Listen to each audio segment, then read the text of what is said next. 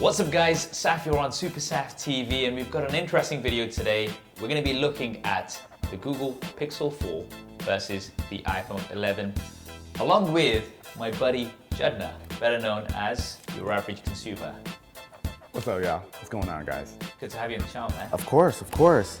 So we've got these two phones. They've never been closer.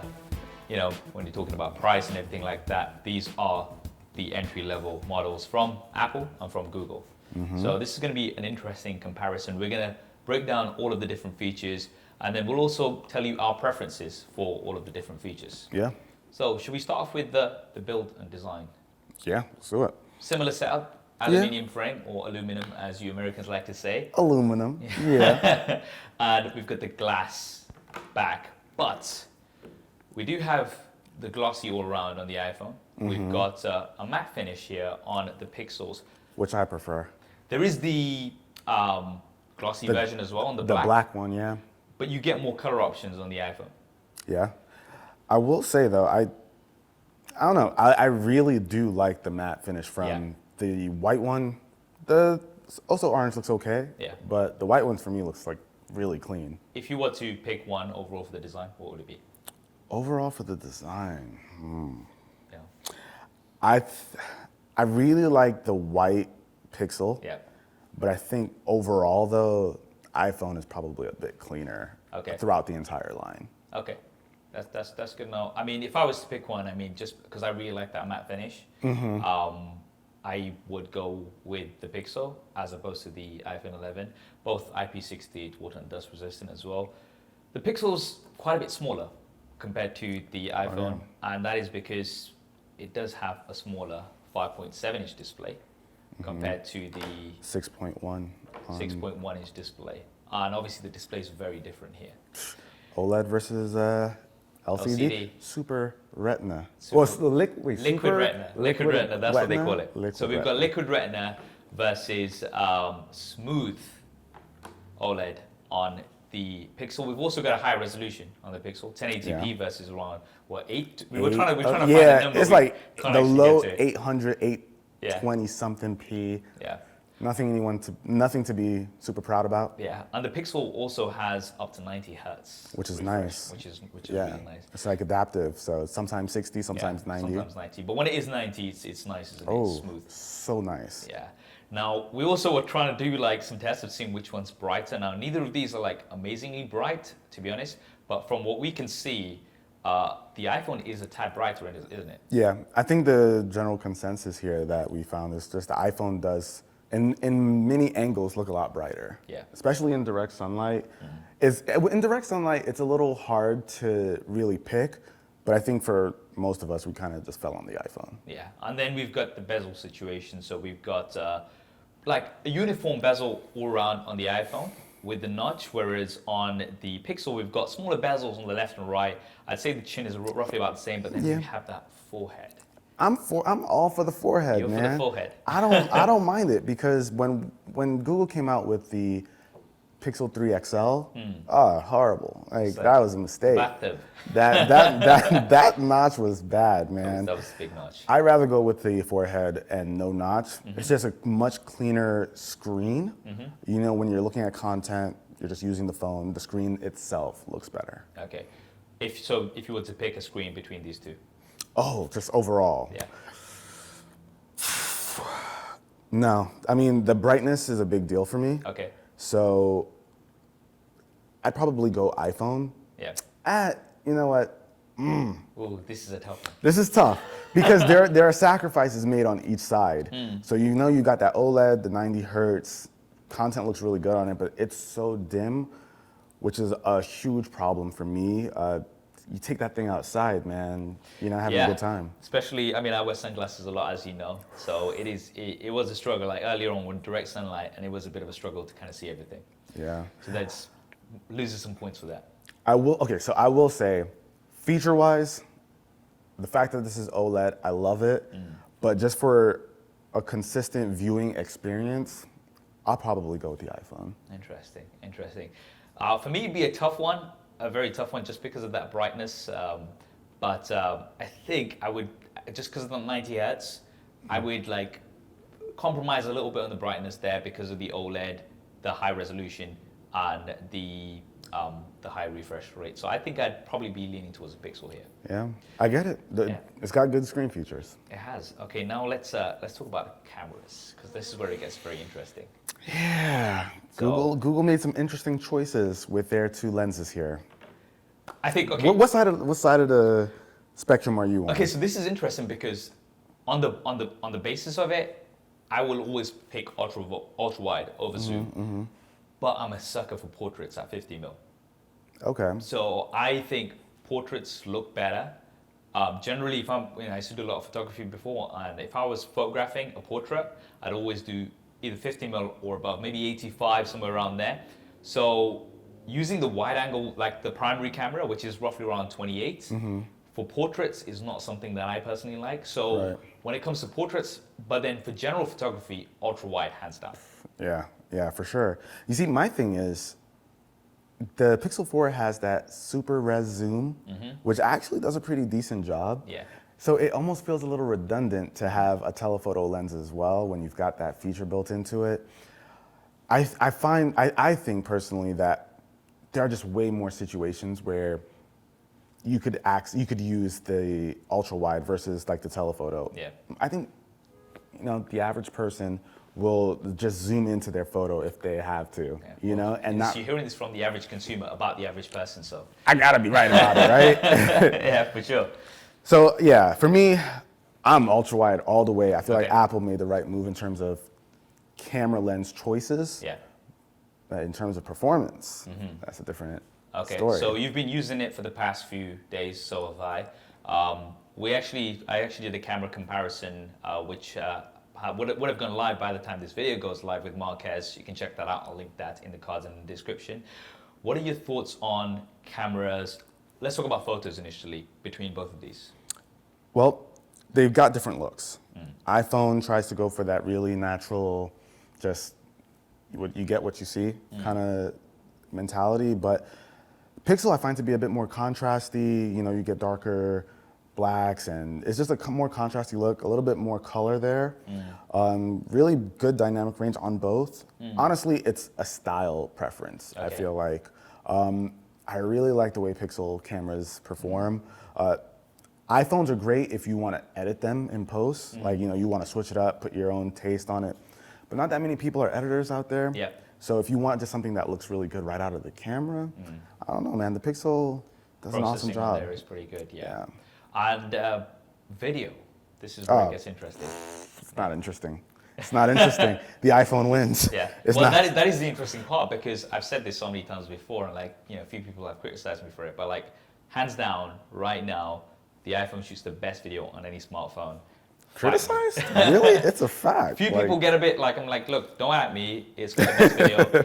And the fact that it can shoot up to 4K 60 from all cameras. Now, this is something I've said this before, but to me, all it seems like Google really go all out on photos, but then video is always an afterthought. Yeah, I think that strikes same here. Yeah, for sure. Video quality is definitely lacking when it comes to the Pixel, I'd say. So for video, I think hands down is going to be the iPhone.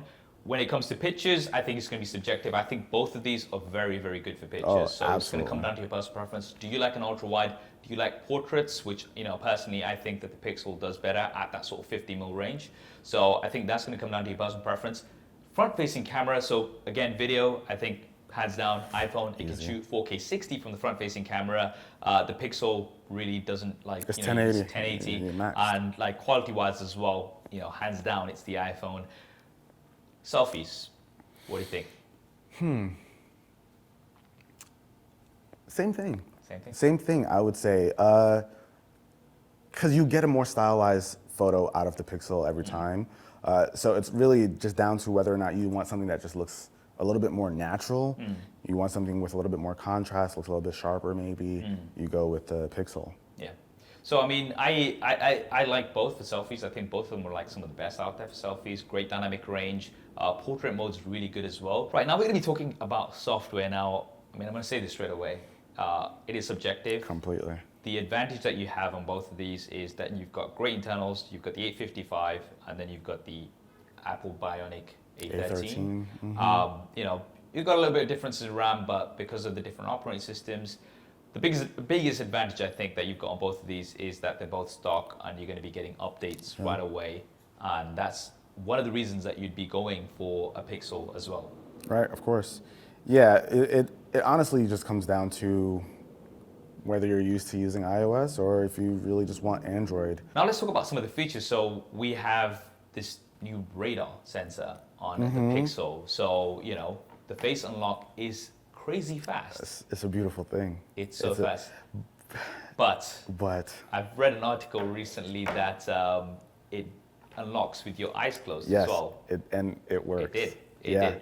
It's so good that it unlocks with your eyes closed. I don't know if you want to put that into marketing, but because I know there are a lot of guys out there who are probably like, I don't know if I need all that. Yeah, when you're sleeping and you know your girl's like, you know, let me have a few messages. Let's just take a look. Yeah. No, one thing that I really like about the iPhone is you have the option to switch off. You know, if you're aware or not. So like you can. So like with me, when I've got sunglasses on, I usually have that off. And I'm not too worried about somebody just pointing at my face and locking it. So I like that there's the option. Right. Currently, I'm sure it will probably come with a software update, but currently there is no way to switch that on and off. Face ID on the iPhone. Yeah, it works. You know, you wait a little second to get in, but it's fine. Between these two. Oh, Pixel. For me, Pixel has been amazing. Like I've been loving the experience just getting into the phone. It is faster. I found it's like so much faster. Gestures, motion sense, the whole. What do you think? I mean, it's, you know, it's so funny because people called it a gimmick for a while. I think it came out on like the G8 or something. Yeah. It's cool. I think swiping, like maybe if you're listening to something while you're doing, like let's say you got Spotify open while you're typing on your computer, you got music playing from the speaker, you don't like a song, you quickly just swap. You know, that's cool. Practical is something someone's going to use a lot, probably not. But the fact that the radar can detect your hands going over the phone as you pick it up to do the whole face unlock, I think that's clutch. You know, the others, people will probably call it a gimmick, but that right there alone sold me on just having that radar. If it only had that one feature, I'd take it. Yeah, I agree. I don't see myself, I do see those gestures as gimmicky because if my hands are dirty, I'm just going to ask Google to skip to the next track. To me, instead of walking over to my phone and then doing this business, which right now seems really buggy. I mean, of course, it's probably going to improve its software. To me, it's a gimmick, and I don't see myself using the whole waving gestures thing. I'd rather just ask Google to do that for me. Very situational. But I do agree with the being aware of your surroundings and being able to activate that face unlock, which is really fast, but not fully secure at the minute. Now let's talk about audio. I'm not an audiophile. I know you are.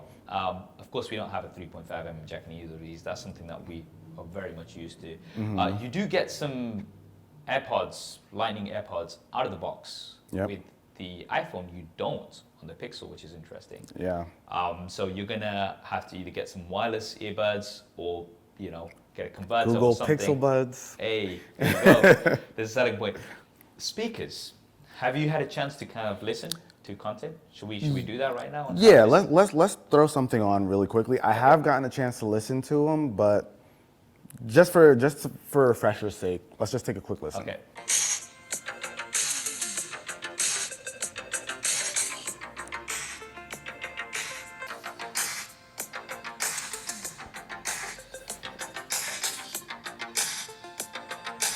Oh, no.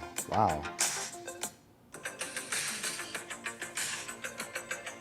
So we're getting a much fuller sound with the Pixel here. This sounds a little bit further away, a little bit lower. Oh man, got a little bass in there, everything. Yeah, this is easy for me. Definitely go with the Pixel. Just off of this one test, the Pixel definitely sounds a lot better for me. I think Google generally do a good job with the speakers. They've always had good sort of front-firing speakers. This time they're not front-firing, but they are still pretty good. I am not an audiophile by any means, but thankfully we have yourself here.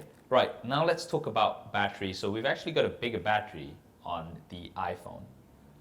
And in my usage between both of these, I think the iPhone definitely has better battery life for me. That's interesting. Yeah, I mean, it's not too surprising, honestly, because the iPhone 11 has great battery life, while the Pixel 4 has a, 2,800 milliamp hour battery? So far, I think I can safely say that the iPhone 11 has better battery life. Now, both of these do support fast charging, which is great. You get the fast charger out of the box on the Pixel. Unfortunately, you don't on the iPhone. So It's a shame. it is It's honestly a shame. It is something that we should definitely get, but it's something that we unfortunately don't have with the iPhone. And it is nice to have that. Both of these also support wireless charging, which is obviously for me it's such a big thing. Now, in the US, it's interesting. Let's talk about price now, right? Ooh. So in the US, you do get the iPhone $100 cheaper compared to the Pixel. So technically, you could spend part of that $100 On you to charging. getting a fast charger. So that would kind of even things up a little bit there, right? In the UK, it's kind of weird because you're going to be paying around £60 more for the iPhone. So it's actually flipped, which is kind of weird. So it's more expensive. That in the UK, the iPhone's more expensive. In the iPhone's more expensive in the UK, and in the US, the Pixel's more expensive. So, what do you think of the pricing point? Let's just talk about US because that's where you're based. I mean, it's actually a little surprising that, for me anyway, that the Pixel 4 came in at 800. I thought it'd honestly be 700, 750. But at 800, it feels like it's on the higher end for the kind of phone that it is, to be honest with you. Yeah, definitely. And it seems like Google are going very aggressive in the UK. Maybe they want to try to capitalize on some market share. Should have did that here too. Yeah, so what's going on, Yeah, Google? do that there too. They can get it. And both of these start at 64. You can get a 128 gigabyte option, but on the iPhone you can go even further and get a 256 option. Obviously, you're going to be paying more for that. But pricing wise, do you think you're going to get a better deal on the iPhone in the US anyway? Yeah, I'd say so. You got yourself just not counting operating systems, just in general, you got yourself a phone that will last longer during the day. If you want to spend the money, you can get a fast charger. I recommend it. And overall, you got a brighter display. I think the overall experience at this price, it's not something people would complain about. I don't know. I think you're getting a better deal with this at $700. Okay, so I'm gonna put you in the spot here. Oh boy. If you were to pick just one of these, which one would it be? Why you gotta do this, Saf? Why you gotta do it? It's gotta be done, man. It's gotta be done. If I had to pick one, now, it's tough for me because my whole family uses iOS. Okay. I'm pretty deep into the ecosystem, so I gotta have that iMessage. It's pretty much a must for me. Now, family aside, just being a techie, going with what I know, if I had to pick one of these, I still I gotta stand by the idea of spending $700 and just the overall experience with the iPhone. Okay. So, I think all that's right, bring the hate. Oh, Pass me that's my it. flame shield, That's please. it. I think for me, if I was in the US, for $100 cheaper, I would pick the iPhone. Yeah. In the UK, that's a different story, and I think I'm kind of leaning more towards the Pixel.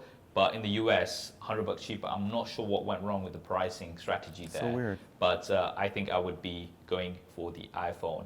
But I think both are pretty good devices. What they're coming in at. You are getting that stock experience. So both of these are really good. Which one would you pick? Which one would you go for? Definitely drop a comment below. Let us know your thoughts. And if you haven't already, then make sure you subscribe to Judner, Your Average Consumer.